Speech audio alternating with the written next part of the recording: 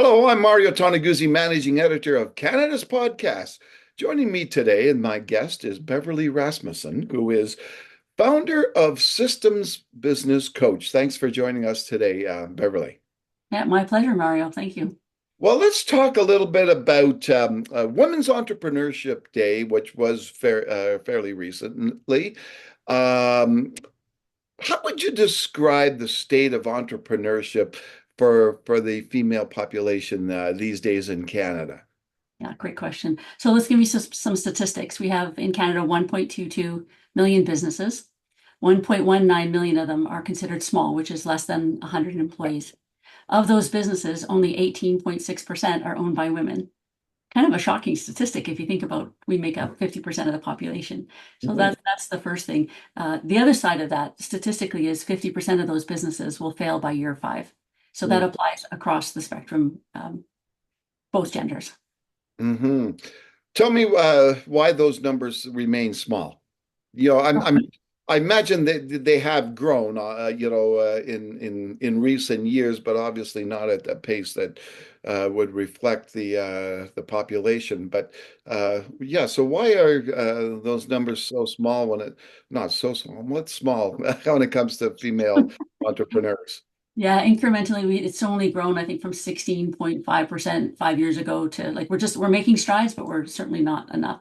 I think there's a number of factors. Uh, some stereotypical gender factors that keep women out of business, family, sometimes health, just unawareness and support. Like we have had improved support over the last few years, but it's still not enough. Maybe only 14% of women entrepreneurs are taking advantage or have access to the support that's out there. So there's so much more that we can do. Childcare obviously is family. Lots of those. Could dig into any one of those if you like. So, when you look at those barriers, I guess out there, maybe if you can go through a couple of the major barriers, and maybe there's solutions of what you think needs to be done for females to overcome those barriers. Yeah. I think pretty starting with my own story. I was a single mom and started my business, and I was just laughed at when I was trying to get money, even though I owned a house and I had an asset. I had to get the money from sort of a third-party mortgage broker, and when I took the $50,000 that I did manage to get into the bank manager said, "Where'd you get that money from? You made me give it back." Instead of at 14%, I got it at 9%. So just so you know, interest rates were quite a bit different back then. But that was just a kind of a testament of the beginning of seeing how things were different. If I had been a male homeowner, it would have been no question about getting that money from the beginning. I also noticed that even with, there's a women's organization that gives funding to women. And when I looked at an expansion loan a few years ago, uh, there was a condition that they would pay they would pay me out in $5,000 increments. Even though I took out $100,000 loan, they would decide what I could pay and how I could pay it. And I thought, there's not a single program on this planet that would restrict men in that way. So I went to BDC, got the loan instantly. It was that wasn't the issue of getting it, but just the restrictions on women. So money for sure, access to capital, that would be a starting point. Um, and you asked for like, what's the solution to that is for women to have a really good business plan, know your numbers, build something that is sustainable, and go in with a strong plan, and then you can defend it. I've had to do that as well, helping a number of clients with that process. Does it also start a long time, ago, right? In terms of when a young girl is growing up, just the perception that she has in growing up of what is possible and what she can do, and if she can be a business owner, that type of thing. Yeah, it certainly is not on the radar for young women to be a business owner. I'll give you another example of even just my position as a business coach. My own dad had said to me, we're going for dinner one night, and he's chatting away, and he said, one day he goes, I have a question, and he said, and it was an odd question. He goes, how do you get your credibility?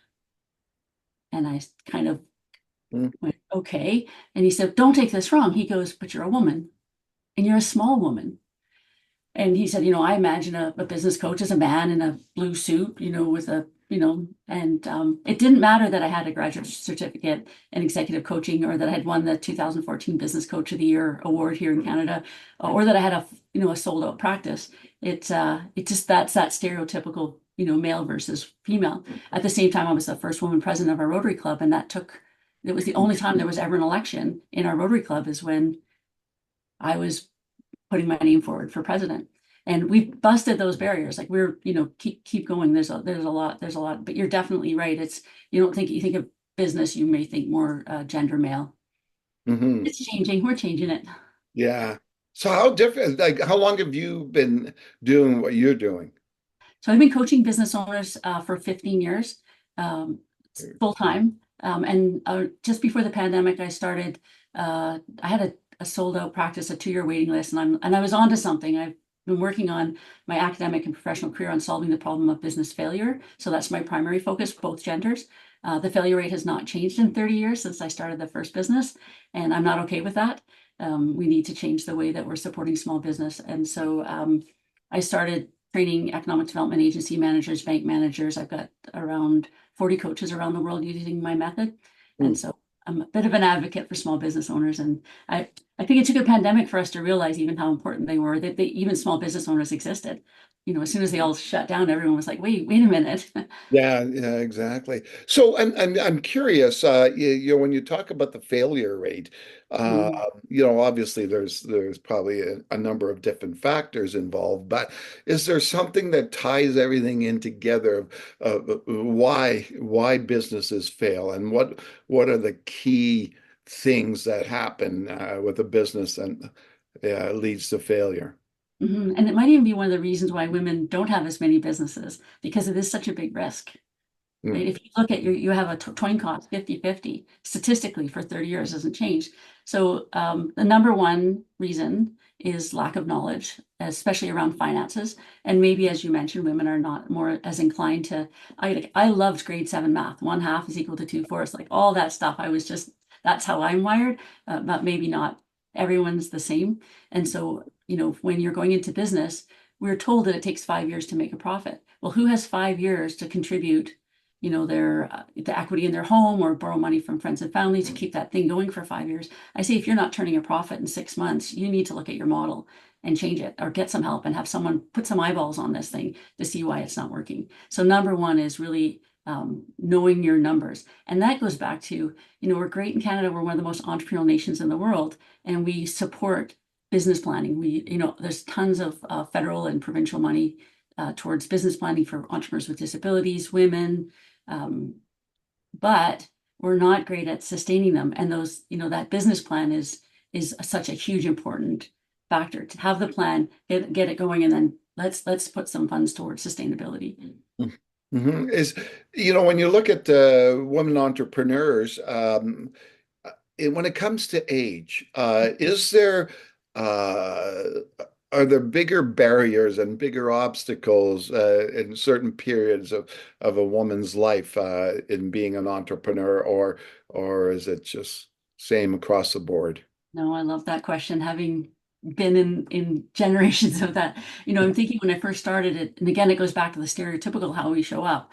You can imagine asking a man to put on a pair of high heels and a suit, just to have some power. Yeah. Men just show up as men, and that's how it works. And so, hopefully, again, we're busting down some of those barriers, but young women are maybe not taken seriously. And then, there's the childbearing years. If you look at family physicians, we wonder why we have an issue in Canada with family doctors. But we put men and women through school, but especially women, you go through school, and now finally you have a chance to have a family, but you're expected to start a business. The model that we have in Canada is a physician starts a business. And so you've got all the leaseholds and finances and hiring and processes. And so on top of being a doctor, on top of doing notes till midnight, on top of trying to start a family, so we just, it's no wonder they're just saying like, no, I'm out, right? So Yeah. definitely. And then I don't know, I think it's easier maybe as you get a little bit older, you're taken a little bit more seriously. Hmm. Yeah, Have that's access more to capital and your own money, and you can make your own decisions. And yeah. yeah. This is a question that's non-gender related, but Mhm. uh, e- how difficult is it for for business owners, small business owners to get help.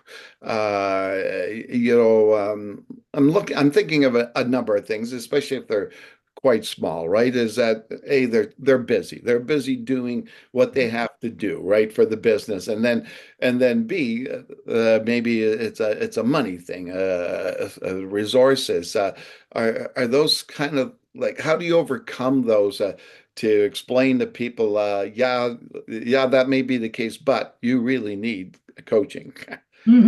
Well, it really brings up three really good points that I was thinking of immediately. One is just how we have structured things. So there was a program in 2013 in Alberta and British Columbia called the Micro Business Training Program, Hmm, and it was came through the Chamber of Commerce. It was a need, and they put $1,500 into the hands of small business owners in both provinces. It's an incredibly successful program. I'd love to see something like that brought back. I have businesses I worked with back then, statistically should not be in business.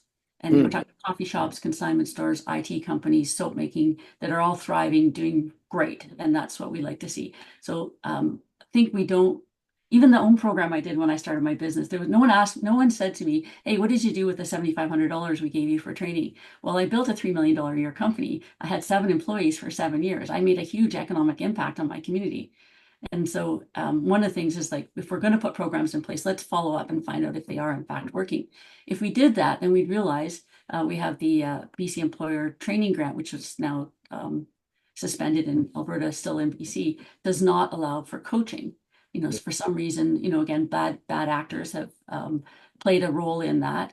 And so science tells us humans are not great at being told what to do. So a coach approach is much more effective.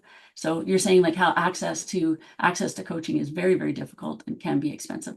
I got my master's last year. I wrote my paper on the democratization of small business coaching. If small business owners had a coach, even just for a short period of time, it would make a really big difference for hmm, them. Also, those programs you have to pay up front. So if you want to do an engagement, you pay up front, and sometimes you don't have the $10,000 or the $5,000, whatever the program is, and then you get your 80% back. So maybe some things that were funded in advance. And then the other thing is even where you can get training and you have to pay for it. Many of the organizations charge huge amounts, and then they charge big interest on that. So what's the answer? Yeah, find someone, there's mentoring programs, but again, looking at, you don't want to hire a mentor that's had 5 failed businesses and is going to tell you everything not to do. You really want to get the information that's relevant for your industry. So again, if we focus more on sustainability, if we shifted the conversation to sustainability and put some of those resources currently that we have for startup there, I think that we'll have a stronger economy, greater productivity, happier employees, stronger communities. hmm. One last question I have for you is when you look at entrepreneurship in Canada, like, you know, got a ton of problems, right? There's a ton of issues, costs, inflation, labor issues, like an almost endless list. Why do people still want to be entrepreneurs in that environment? They're sold a dream. I don't know. For me, it was I had no choice. My son was kicked Yeah. out of preschool. He broke his leg at daycare, and I was like, the only way I'm going to be able to support ourselves is to have my own business. And so the allure of having your own business is very charming. People think business owners are rich. They can be. You just need to have it structured and set up correctly to serve you. Pay yourself a fair market rate wage. Know your numbers. And so yeah, maybe a little more stringent in the business planning, making sure that if you don't understand your business plan, don't start. Don't have someone else write your plan for you. Really get involved. Know what your target market is. Know everything about what you're going to get involved in doing and create systems for everything. That was the thing that saved me. Completely systematize the business, get the business running independent of you. So it didn't, even though I was a great travel agent, I didn't have to sell travel anymore. I had it running and was paying myself even without having to work in the business. So Mm. it's maybe a different shift in mindset. With 30 years of having things the same way, it's time that we did things different. All right, wonderful. Well, thanks so much, Beverly, for joining us today. My pleasure, Mario. That was great. All right, that was Beverly Rasmussen, who is founder of Systems Business Coach. Thanks for joining us today.